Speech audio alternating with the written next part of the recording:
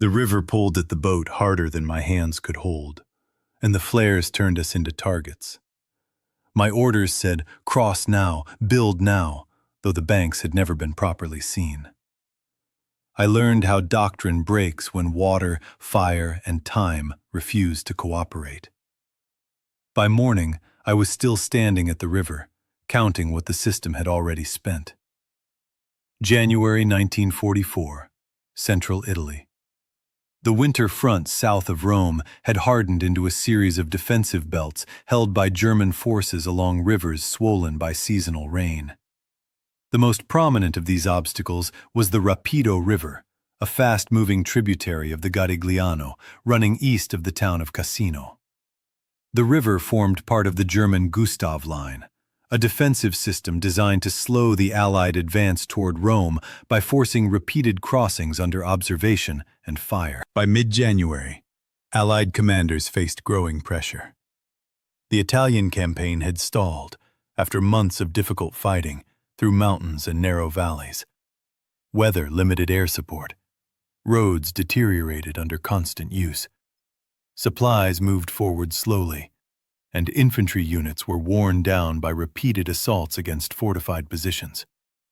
A major amphibious landing was being prepared at Anzio, but it depended on German forces being tied down elsewhere. To support this wider operational plan, attacks were ordered along the Gustav Line, including a river crossing at the Rapido. Responsibility for preparing the crossing fell in part to U.S. Army combat engineers attached to the 36th Infantry Division. Their role was defined and familiar: assess river conditions, prepare crossing sites, emplace bridges or assault boats, and maintain routes for infantry and armor once a bridgehead was established. Under ideal circumstances, such work began with detailed reconnaissance. Engineers normally surveyed riverbanks, measured current speed and depth, examined soil composition, and identified enemy observation and fire positions. In January 1944, those ideal conditions did not exist. Among the engineer units assigned to the Rapido sector was a battalion whose officers had been in Italy since the Salerno landings. One of its junior officers, a captain responsible for a bridge platoon, had spent the previous weeks maintaining roads and culverts under intermittent artillery fire. His daily work was routine by wartime standards: checking equipment, reviewing supply lists, and supervising repairs damaged by rain or shelling. He had crossed rivers before, in training and in combat, and understood the risks involved. The Rapido, however, presented conditions unlike those earlier crossings. The river was narrow in places, but deceptively strong. Recent rainfall in the Apennines had increased its flow, and the water ran cold and fast. The banks on the Allied side were low and muddy, while the far bank rose slightly, offering German defenders better fields of fire. Beyond the river lay open ground broken by drainage ditches and minefields, all within range of prepared machine gun positions. The surrounding terrain limited concealment, and winter vegetation provided little cover. Despite these factors, the operational plan moved forward quickly. Higher headquarters emphasized the need for speed and coordination with other attacks along the front. The river crossing was scheduled to coincide with broader assaults intended to prevent German units from shifting reserves. Time constraints shaped planning decisions. Engineers received orders to prepare assault boats and bridging equipment, but were given limited opportunity to examine the crossing sites in daylight. Reconnaissance, when attempted, was constrained. Patrols sent forward encountered German fire almost immediately. Observation from a distance suggested the presence of wire obstacles and possible minefields near the far bank, but details remained uncertain. Night reconnaissance was considered, but the strong current and exposed approaches made it hazardous even for small patrols. Requests for additional time were noted, but not granted. The operation was already approved. The engineer captain recorded water levels based on incomplete measurements and relied on maps that did not fully reflect recent changes to the riverbanks. Equipment lists were checked and rechecked, Assault boats were inspected for damage from prior use. Engineers rehearsed loading procedures and discussed contingency plans, though many of these discussions ended with unresolved questions. The assumption was that infantry would secure the far bank quickly, allowing engineers to begin bridge construction under protection. As the date approached, the signs of limitation became more apparent. The number of available assault boats was barely sufficient for the planned waves. Replacement equipment was delayed by road congestion and weather. Communication lines between engineer units and infantry commanders were incomplete, relying on runners and field telephones vulnerable to shell fire. Artillery support plans existed, but were based on estimated enemy positions rather than confirmed observation. On the evening before the crossing, engineers moved their equipment closer to the river under cover of darkness. The ground along the approach routes was churned by vehicles and rain, slowing movement. Boats were carried by hand to concealed positions near the bank. In several places, mud swallowed boots and made precise placement difficult. Quiet was maintained as much as possible, but the sound of movement carried across the water. The operational order called for the crossing to begin at night, with infantry assault waves followed closely by engineers tasked with ferrying additional troops and supplies. Bridging was to commence as soon as a foothold was secured. The schedule left little margin for delay. Any hesitation risked disrupting the wider offensive timetable.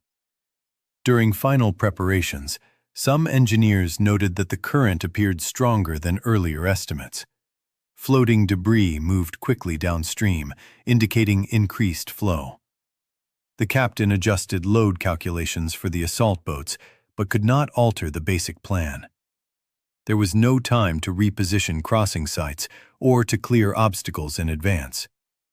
The assumption remained that speed would compensate for uncertainty. German activity on the far bank increased as night fell. Flares rose intermittently, illuminating sections of the river and the near approaches. Artillery fire fell sporadically, probing likely assembly areas. Engineers took cover and waited, equipment already positioned and difficult to move without detection. The atmosphere was tense but controlled, shaped by routine discipline rather than overt alarm. Shortly before the scheduled start, a final briefing confirmed the orders without modification. Reconnaissance reports were summarized, but offered no new detail. The crossing would proceed as planned. Engineers were reminded of their tasks and the importance of maintaining the flow of troops. There was no discussion of alternatives. As the hour approached, the limitations of preparation were evident but unresolved. The river remained largely unexamined at close range. Enemy positions were known only in general terms. Equipment was ready but untested under these specific conditions. The engineers waited at their assigned points, aware that once the first boats entered the water, events would move beyond adjustment. The captain stood near the riverbank, watching the current in the faint light. His role was clear, his orders explicit. Around him, men checked straps and grips, preparing to lift boats into the water. The operation, approved and scheduled, was about to begin under conditions that no amount of last-minute attention could fully correct. The crossing began shortly after nightfall on 20 January 1944. Infantry units of the 36th Division moved toward the river in dispersed formations, guided by tape lines and whispered instructions. Engineers followed closely, carrying assault boats down to the water's edge. The plan called for a steady rhythm. Boats launched, infantry ferried across, return trips made, and additional waves sent forward in sequence. Within minutes of the first launch, that rhythm began to break down. As soon as boats touched the water, the force of the current became unmistakable. Engineers struggled to hold the craft steady while loading soldiers and equipment. Several boats were pulled downstream before they could be aligned properly. The cold water surged against the hulls, and keeping a straight course required continuous effort from the paddlers. The time needed for each crossing increased, disrupting the planned intervals between waves. German defensive fire followed quickly. Flares illuminated the river, exposing boats midstream. Machine gun fire swept the crossing sites, striking water and boats alike. Engineers attempting to push off from the near bank were forced to drop flat or pull equipment back into cover. Some boats drifted uncontrollably once their crews were hit or disoriented. Others reached the far bank only to find it under direct fire, preventing rapid unloading. Communication problems compounded the situation. Field telephones failed under shell fire, and runners sent to relay information were delayed or lost. Engineers at the river had limited awareness of conditions beyond their immediate surroundings. Reports from infantry units that had crossed were fragmentary. Some messages indicated partial success. Others suggested heavy resistance and mounting casualties. Without reliable communication, engineers continued to operate according to the original plan, unaware of how far reality had diverged from expectations. The current claimed equipment as well as time. Several assault boats were damaged by fire or lost downstream, reducing already limited capacity. Engineers attempted repairs under fire, patching holes and replacing paddles, but each loss further slowed operations. The reserve of boats intended for later waves was quickly drawn down to replace those destroyed or disabled in the first hours. On the far bank, infantry units struggled to establish a foothold. The ground beyond the river was more exposed than anticipated, and German fire covered likely assembly areas. Without adequate suppression, soldiers were pinned close to the riverbank. Engineers attempting to cross with bridging equipment found that the far bank could not be secured long enough to allow unloading. Several bridge components were abandoned in the water or on the near bank when crews were forced to seek cover. Artillery support, planned to neutralize known enemy positions, proved insufficient against well-prepared defenses. Fire missions were called in, but often landed short or on suspected positions rather than confirmed targets. German guns responded quickly, placing shells along the river approaches. The narrow corridor of movement magnified the effects of each explosion, scattering men and equipment and forcing repeated pauses in the crossing effort. As the night wore on, the gap between doctrine and conditions widened. Engineer manuals emphasized the need for reconnaissance, bank preparation, and suppression of enemy fire before bridging operations. None of these prerequisites had been met fully. Yet orders remained unchanged. The assumption that momentum would overcome resistance persisted at higher levels, even as reports from the river grew more troubling. Repeated attempts to resume the crossing followed a similar pattern. Boats were launched under fire, some reaching midstream before being hit, others forced back by the current. Engineers and infantry alike were exposed during loading and unloading, the most vulnerable moments of the operation. Casualties mounted steadily, particularly among those tasked with handling boats and equipment at the water's edge. By the early hours of 21 January, fatigue became an additional factor. Engineers had been working continuously, often waist-deep in cold water, lifting heavy boats and supplies under fire. Hands numbed by cold made gripping paddles and ropes difficult. The physical strain slowed movements and increased the risk of mistakes. Despite this, the pressure to continue remained constant. Efforts to establish even a temporary bridge were repeatedly frustrated. Floating bridge sections could not be brought forward in sufficient numbers, and those that reached the river were damaged before they could be emplaced. The strong current twisted partially assembled sections out of alignment, while enemy fire forced crews to abandon their work. Each failed attempt consumed time and resources that could not be replaced quickly. Commanders sought updates, but the information reaching them was incomplete. Some reports suggested small groups had crossed and were holding limited ground. Others indicated severe losses and no sustained bridgehead. Without clear confirmation, higher headquarters hesitated to alter the plan, fearing that any pause would undermine the broader offensive along the Gustav Line. Engineers at the crossing sites became increasingly aware that their tasks no longer matched the situation. Their role assumed protected access to the far bank and predictable river conditions. Instead, they faced a contested crossing with no secure landing area. The discrepancy between their training and the reality before them was evident in the adjustments they made on their own initiative, shifting launch points slightly to avoid concentrated fire, altering boat loads, and delaying crossings to wait for brief lulls in shelling. These adjustments, however, could not compensate for the fundamental limitations of the operation. Each delay reduced coordination with infantry attacks elsewhere. Each loss of equipment reduced capacity for subsequent attempts. The river itself remained unchanged, its current unrelenting and its banks exposed. By dawn, visibility improved, but this brought little advantage. Daylight exposed the crossing sites fully, making movement even more hazardous. German fire intensified as targets became clearer. Engineers attempting to move boats or equipment in daylight were quickly driven back. The crossing effort slowed to isolated attempts rather than a coordinated operation. The cumulative effect of repeated failures weighed heavily on the units involved. Engineers continued to follow orders, but the sense of inevitability grew. The approved plan, conceived without adequate reconnaissance, was proving resistant to correction once underway. Reality imposed constraints that Doctrine had warned against, but which operational urgency had overridden.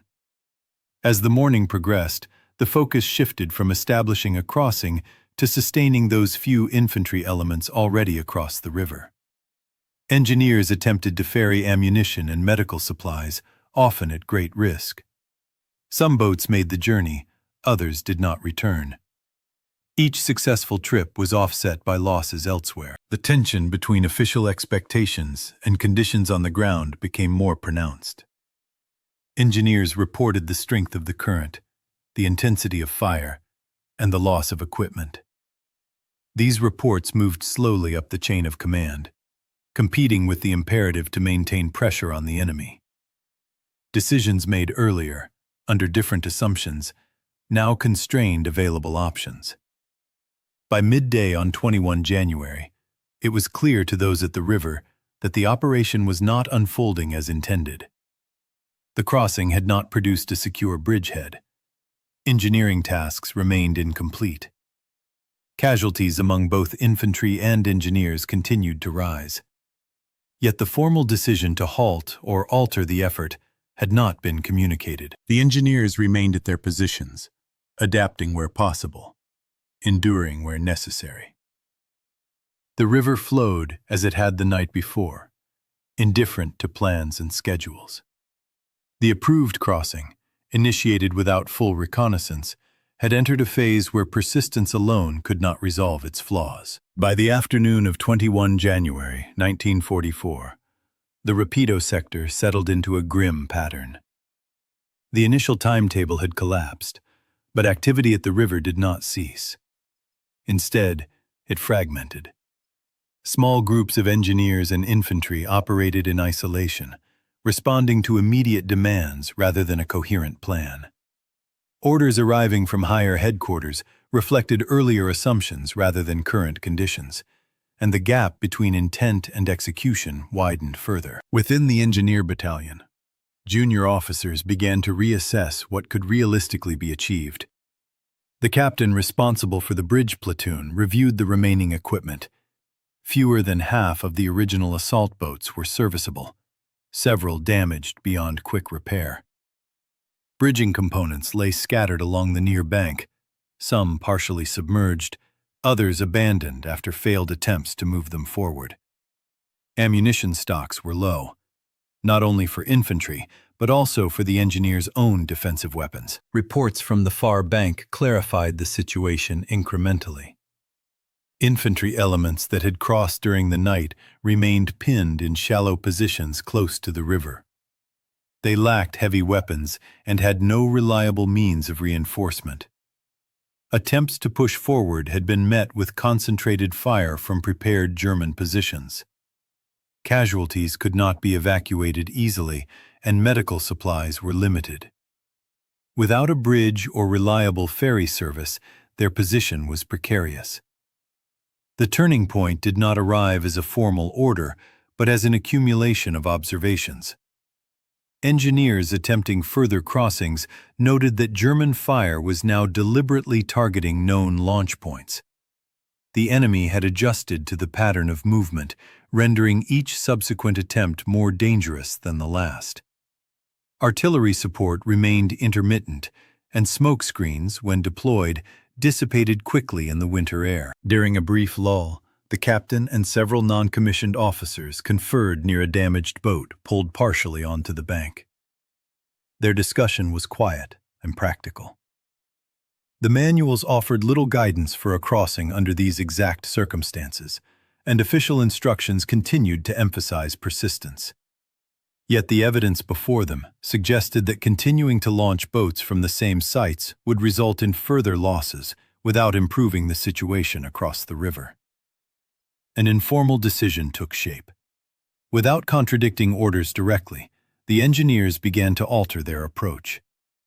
Rather than attempting full-scale ferry operations, they focused on selective crossings aimed at resupply and evacuation.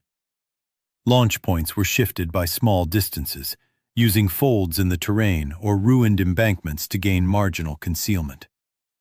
Loads were reduced to increase boat control in the current, even though this meant fewer supplies reached the far bank per trip. These adjustments carried personal risk.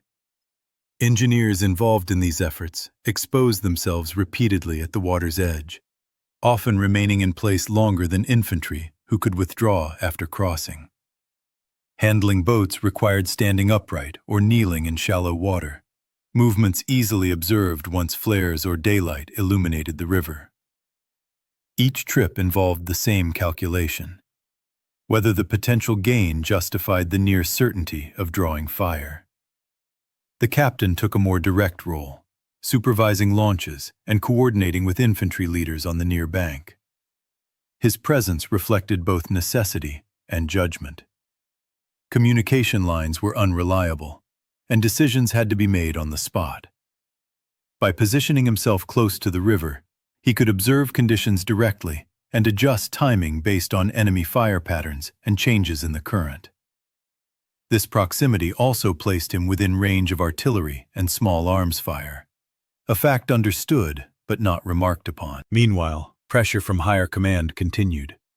Messages emphasized the need to support the infantry across the river and to prepare for renewed offensive action. These directives did not account for the condition of engineer units or the state of their equipment. The absence of a clear directive to suspend or withdraw the crossing effort forced local leaders to interpret orders conservatively, prioritizing survival while attempting to fulfill essential tasks. One such task was casualty evacuation. As daylight advanced, wounded soldiers accumulated on the far bank with limited medical attention. Engineers coordinated with medics to bring back small numbers of casualties when fire slackened briefly. These trips were among the most dangerous, as boats returning against the current required precise control and prolonged exposure midstream. Several engineers were hit during these efforts, and at least one boat failed to make the return journey, drifting downstream out of sight. The personal cost of these decisions became increasingly visible. Engineers who had trained primarily for construction and maintenance roles found themselves operating as exposed ferry crews under direct fire. Fatigue deepened, compounded by cold, hunger, and lack of rest. Hands swollen from cold water struggled to secure ropes and paddles. Minor injuries went untreated as attention focused on more severe wounds. Despite these hardships, the unofficial adjustments produced limited results. Some supplies reached the far bank, and a number of wounded were evacuated. These successes, however, did not alter the broader tactical picture. The infantry bridgehead remained shallow and unstable. Without heavy weapons or reinforcements, its ability to expand was minimal. Engineers recognized that their efforts were sustaining an untenable position rather than enabling progress. As the day wore on, the contrast between doctrine and reality sharpened. Official engineering principles stressed the importance of suppressing enemy fire and securing the far bank before committing bridging assets. At the Rapido, those principles had been inverted. Engineers were expected to create conditions that doctrine assumed already existed. The improvised measures now in use were acknowledgments of this inversion, though they remained unspoken. In the late afternoon, German artillery intensified briefly, shelling known assembly areas and river approaches. Engineers and infantry took cover as best they could, huddling in shallow depressions or behind the remains of embankments. Equipment left exposed was damaged or destroyed. When the barrage lifted, the riverbank was quieter but more depleted. The remaining boats were fewer still, and the opportunity for further crossings narrowed. At this stage, the captain made another adjustment, instructing his men to halt preparations for bridging entirely and to focus solely on essential ferry operations. This decision, while not formally authorized, reflected a realistic appraisal of capacity. Attempting to assemble bridge sections under current conditions would expose crews to fire without a reasonable chance of success. The risk, in his judgment, outweighed the potential benefit. The risk was not abstract. Each order given or withheld had immediate consequences for those executing it. Engineers trusted their immediate leaders, even as they sensed that the operation as a whole had lost coherence. The captain's decisions were observed and implicitly accepted by his superiors on the ground, who shared similar assessments. No formal protest was lodged, but the pattern of activity shifted noticeably. As evening approached, the tempo slowed. German fire continued intermittently, but the absence of concentrated crossing attempts reduced its intensity. Engineers used the relative calm to reorganize what remained of their equipment, retrieving damaged boats where possible and consolidating supplies. The river, still swollen and fast, showed no sign of easing. The unofficial transition from offensive crossing to limited sustainment marked a subtle but decisive change. It was not announced, recorded, or celebrated. It emerged from necessity and experience, shaped by the realities engineers faced hour by hour. The operation approved without full reconnaissance had reached a point where further adherence to its original intent risked complete loss of engineering capability in the sector. As darkness fell again on 21 January, engineers prepared for another night along the Rapido. Their role had narrowed, their expectations adjusted. The risks remained personal and immediate, borne by individuals standing at the river's edge, making decisions with incomplete information and little margin for error. The broader outcome of the crossing effort remained uncertain, but the nature of their involvement had changed in ways that could not easily be reversed. By the night of 21 January 1944, the Rapido crossing effort had entered a phase defined less by initiative than by consequence. The decisions made in the preceding 48 hours, approval without thorough reconnaissance, reliance on speed over preparation, and persistence despite mounting evidence of failure, now imposed limits that could not be undone. For the engineers, these limits translated into exhaustion, depleted equipment, and a narrowing set of viable actions. German forces retained effective control of the crossing area. Their fire discipline reflected experience rather than haste. Machine gun bursts were measured, flares timed to illuminate likely movement, and artillery concentrations placed where engineers and infantry were most likely to gather. The pattern suggested that German observers had identified the crossing points early and adjusted accordingly. Each attempt to resume ferrying operations triggered rapid response, reinforcing the futility of large-scale movement. On the near bank, engineer units consolidated what remained of their strength. Platoons that had begun the operation near full complement were now reduced by casualties and stragglers reassigned to ad hoc defensive duties. The captain's bridge platoon no longer resembled its pre-assault organization. Men rotated between boat handling, perimeter security, and assisting medics. Formal task distinctions blurred, as survival and immediate necessity dictated action. Authority, however, did not recede as quickly as capability. Messages from division and corps levels continued to emphasize holding pressure along the Gustav Line. The broader operational context, supporting the Anzio landings and preventing German redeployment, remained unchanged. What had changed was the condition of the units tasked with implementing these objectives at the Rapido. That change was not fully reflected in written orders. This disconnect produced friction. Engineers reported losses, damaged equipment, and the impracticality of further bridging attempts. These reports moved slowly and were often condensed as they passed upward. By the time they reached decision-makers removed from the riverbank, they competed with other reports and operational priorities. The result was ambiguity rather than resolution. One such message reached the Engineer Battalion late on 21 January, requesting an updated estimate of when bridging operations could resume. The phrasing implied that the pause was temporary and that resumption was expected. For those on the ground, the question itself underscored the distance between expectation and reality. There were no intact bridge sections ready for emplacement, no secure far bank, and no capacity to protect construction crews under sustained fire. The captain responded with a factual assessment, avoiding overt challenge. He listed remaining boats, noted current strength, described enemy fire patterns, and reiterated the difficulty posed by the river's flow.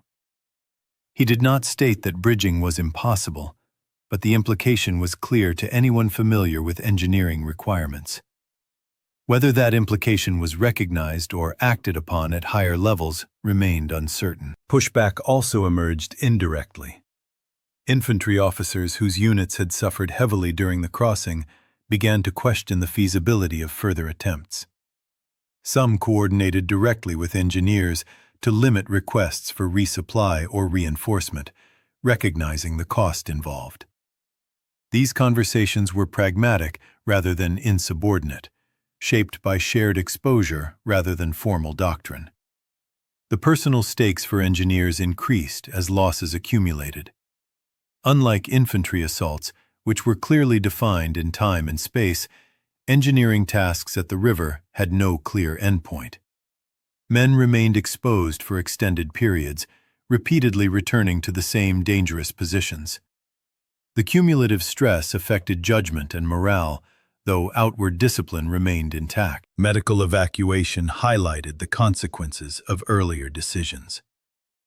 With no bridge and limited ferry capacity, wounded soldiers on the far bank faced delays that worsened their condition. Engineers assisting medics made difficult choices about whom to evacuate first, based on severity and likelihood of survival. These choices were not recorded in reports, but left lasting impressions on those involved. By 22 January, the crossing effort was no longer central to the division's immediate plans, though this shift was gradual and unannounced. The focus turned toward containing losses and preventing further deterioration. Engineers were instructed to improve defensive positions on the near bank and to prepare for possible German counteraction. This redirection acknowledged, implicitly, that the crossing had failed to achieve its intended purpose. Institutional response lagged behind events. There was no immediate inquiry, no formal acknowledgement of error. The operation was subsumed into the larger narrative of the Italian campaign's difficulties. For engineers, This absence of recognition was both relief and frustration. Relief because it reduced immediate pressure to resume impossible tasks. Frustration because it left unresolved the questions raised by the operation's planning and execution. The captain observed this shift with cautious detachment. His responsibilities narrowed to managing what remained of his platoon and ensuring readiness for future tasks. The men under his command required rest, reorganization, and replacement equipment. None of these could be provided quickly. The winter weather persisted, and supply lines remained strained. German fire lessened somewhat as crossing attempts ceased, but the river remained a boundary rather than a passage. Engineers who had spent days focused on its flow and banks now treated it as a defensive obstacle, aligning with its original role in the German plan. This reversal underscored the irony of the situation. The river had been approached as a problem to be solved quickly, yet it ultimately dictated terms. The consequences of the approved crossing extended beyond immediate casualties. Engineering capability in the sector was reduced, limiting options for future operations. Equipment losses required replacement from already stretched depots. Experienced personnel were gone, leaving gaps not easily filled. These effects were not dramatic in isolation, but significant in aggregate. As reports were compiled in the days following, language remained restrained. Phrases such as heavy resistance and adverse conditions appeared frequently. The absence of explicit criticism reflected institutional norms rather than satisfaction. Within those norms, however, the operation stood as an example of what occurred when doctrinal prerequisites were treated as optional. For the engineers involved, the memory of the Rapido was not framed by grand narratives. It was recalled in specific details: the pull of the current on a loaded boat, the sudden flare revealing exposed figures, the sound of rounds striking water, the weight of equipment abandoned because it could not be moved safely. These details shaped their understanding of risk more than any formal lesson. The pushback from reality had been decisive, even if it was not acknowledged formally at once. Authority had not been openly challenged, but it had been constrained by circumstances. The system adjusted slowly, absorbing the failure without confronting it directly. For those at the river, this adjustment came at a cost already paid. By the time engineer units were withdrawn from the immediate crossing area, the Rapido had resumed its role as a static front. The attempt to force it without adequate reconnaissance was over, though its implications would persist. Engineers returned to routine tasks: road repair, fortification, supply route maintenance, carrying with them the experience of an operation where preparation had been sacrificed to urgency. The stakes had peaked quietly, without decisive breakthrough or dramatic collapse. Losses were real, consequences enduring, yet the outcome was defined by limitation rather than resolution. The river had not been crossed as intended, and the engineers who bore much of the burden moved on without ceremony. Late January 1944, the Rapido River sector receded from immediate operational focus. The front stabilized, and attention shifted to other actions along the Gustav Line and to developments following the Anzio landings. For the engineer units involved in the failed crossing, the transition was understated. There was no formal ceremony marking the end of their role at the river.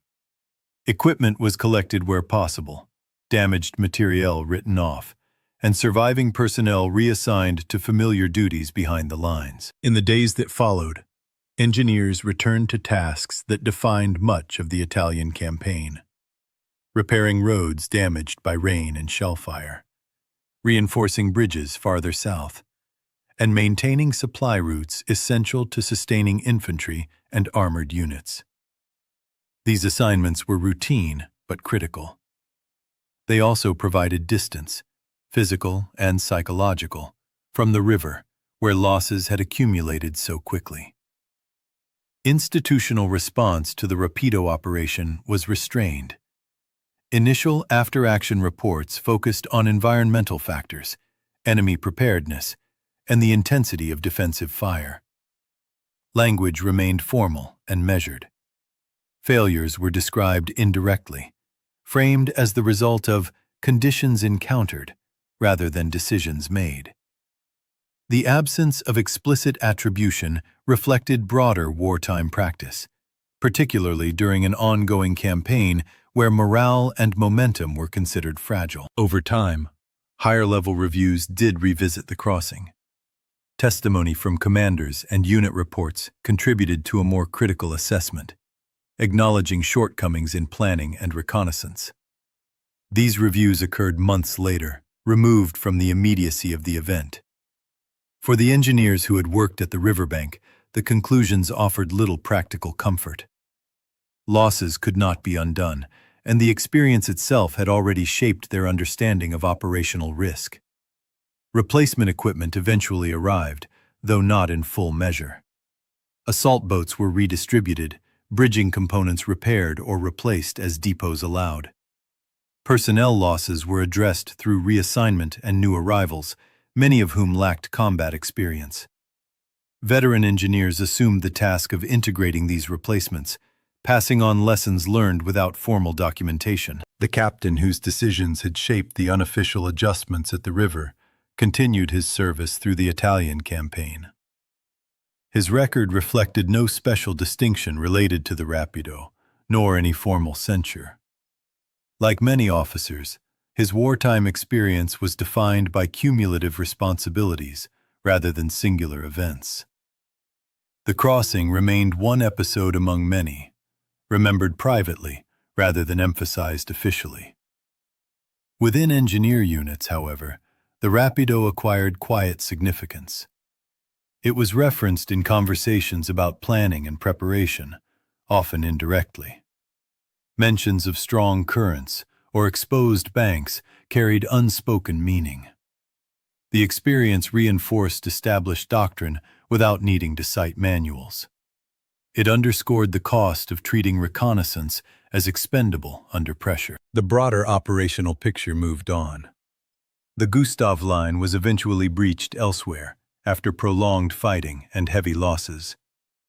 Rome fell months later. These developments overshadowed earlier failures, including the Rapido crossing.